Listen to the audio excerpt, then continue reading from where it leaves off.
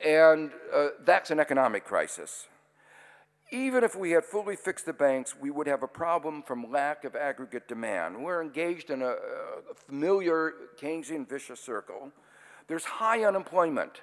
And just to give you a feeling, people in Australia don't really appreciate how bad things are. 1 out of 6 Americans who would like a full-time job still can't get one. And we're 2.5 years after the beginning of the recession, 3 years after the bubble broke. And current forecasts are that we won't return to normal unemployment before the middle of the decade, at the earliest, and those are optimistic. The long-term unemployment is the highest on the record. Hundreds of thousands of Americans have now run out of their unemployment benefits and have really almost nowhere else to go. Moreover, the property market is still in shambles. There are 2 million Americans have lost their homes in 2008, 2009, and in 2010, the number expected to lose their homes is even larger. So we have not only an economic problem on our hands, we have a social problem. A quarter of all Americans who have mortgages owe more than the value of their home. You just try to imagine what that would mean for yourself if you, for most people, for most middle-class people, their home is their most important asset. But all of a sudden, their home is not an asset, but a liability. They owe more on the home than the value of their house. The weak banks with large losses are facing problems not just in residential real estate, but also in commercial mortgages, where the problems may be even worse. And not surprisingly, with weak banks, credit flow is impaired, stakes in localities, revenues are plummeting.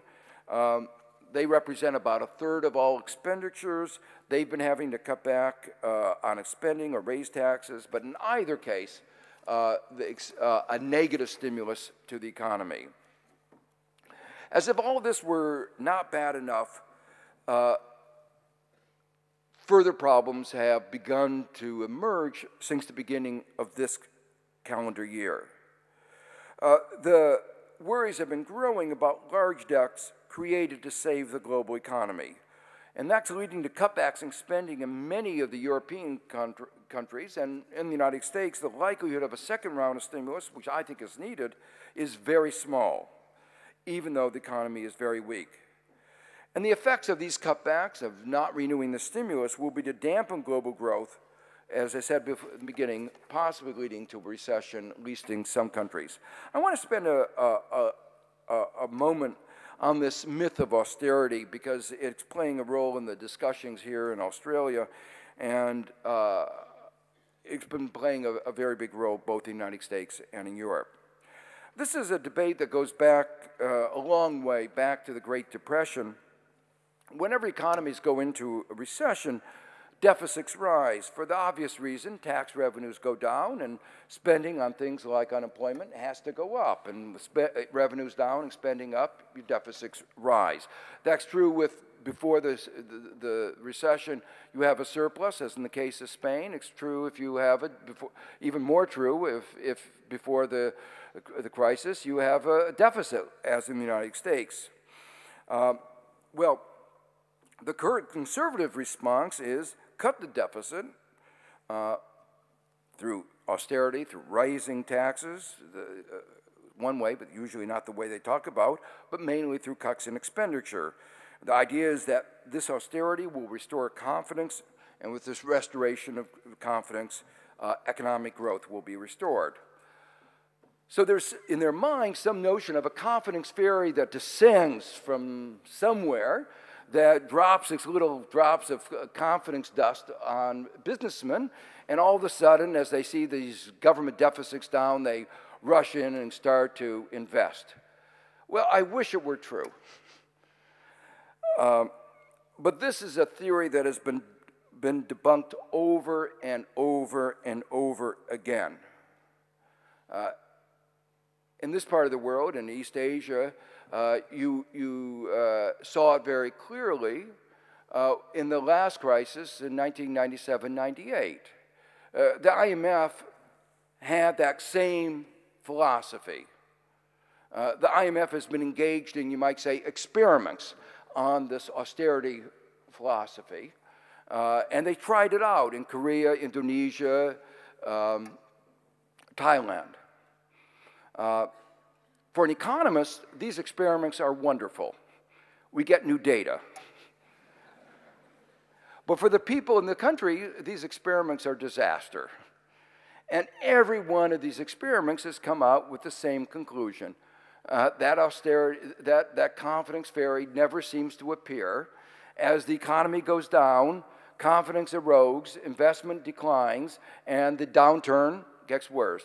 Downturns turn into recessions, recessions turn into depressions. If Europe follows this route, the world will, it will be disaster both for Europe and I think for the global economy. Now, there's a monetarist, central banks often respond, don't worry. Now, you have to understand, these are some of the same central bankers who got us into the mess in the first place. Why we should pay any attention to those central bankers is a mystery to me. But they say, don't worry, monetary policy can fill the gap. In other words, we'll lower interest rates and that will stimulate the economy. In Europe and the United States, interest rates can't go much lower. You know, you can't go much below zero. So, in these countries, monetary policy has reached its limits. It has not been able to restore the economy to full employment. And in the US, the unusual measures that have been taken, very unorthodox, have left the US government with large amounts of implicit liabilities. The Fed now has, on its books, over $1 trillion of mortgages. It's not, you know, I'd like to have $1 trillion, but I'm not sure I want $1 trillion of mortgages on my books. Well, there is an alternative, and that is fiscal policy. One can't ignore the deficit, but the way to respond to the deficit is to shift more spending towards higher return investments that lead to growth in short run and in the long run. And the result of the growth will be more tax revenue. Tax policies, too, should shift taxes to encourage investment and towards individuals with high marginal propensity to consume. So, in other words, raise taxes on corporations that are not investing and maybe lower them on corporations that are. There's also a need for credit policies, for instance, creating new financial institutions rather than pouring money into old institutions bogged down by the legacy of bad debts and bad business practices and mentality. Banks who are no longer banks in the sense of providing credit. Such a policy, I believe, can lower national debt in the long run and even in the short, and create a more dynamic and fair economy. My time is running out, so let me spend just a few minutes on the global challenge, because it's clear that we live in a global economy, so what matters is global aggregate demand. The big short-run challenge is increasing global aggregate demand. It should be very clear that the global market economy is not operating in the way that a market economy is supposed to operate, and it's advertised by its advocates as operating.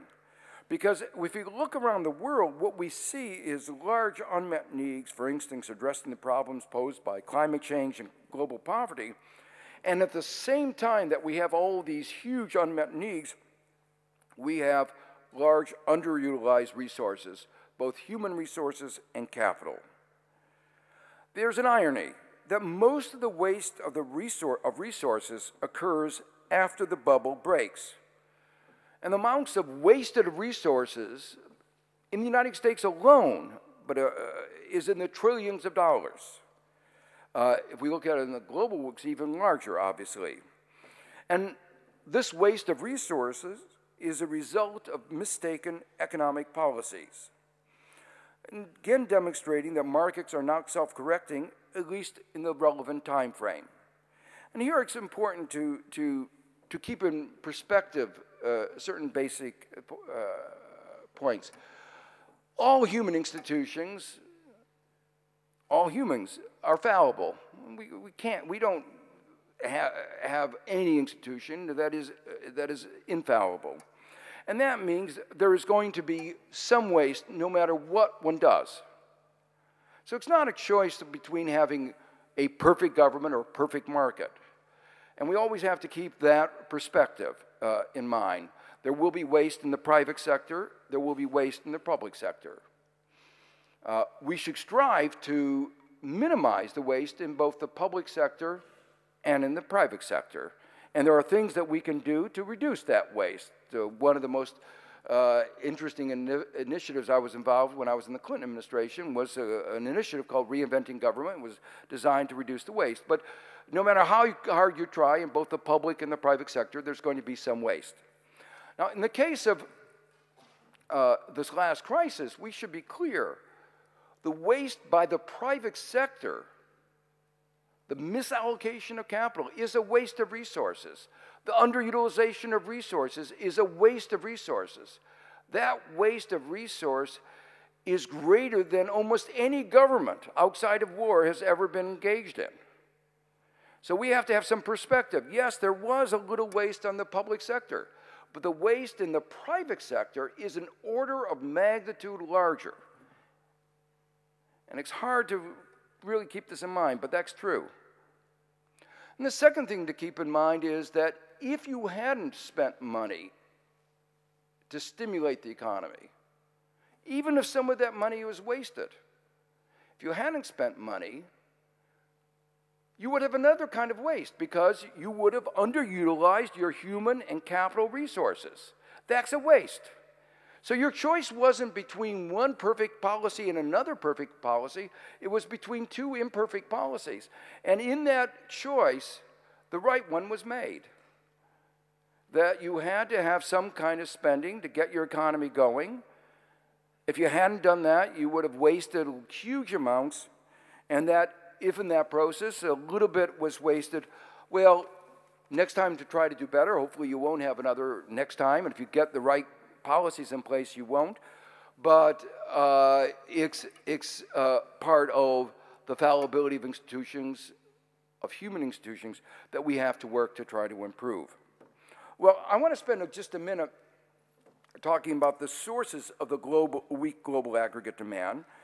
I already mentioned the obvious point. The bubble had artificially supported demand, and with bursting of the bubble, there's going to be inevitably a weakening of the demand. There are two other points I want to make, though.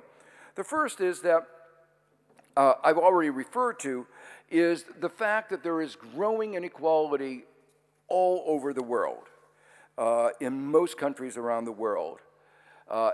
And that means that, in effect, you're shifting money from those who would spend it to those who don't.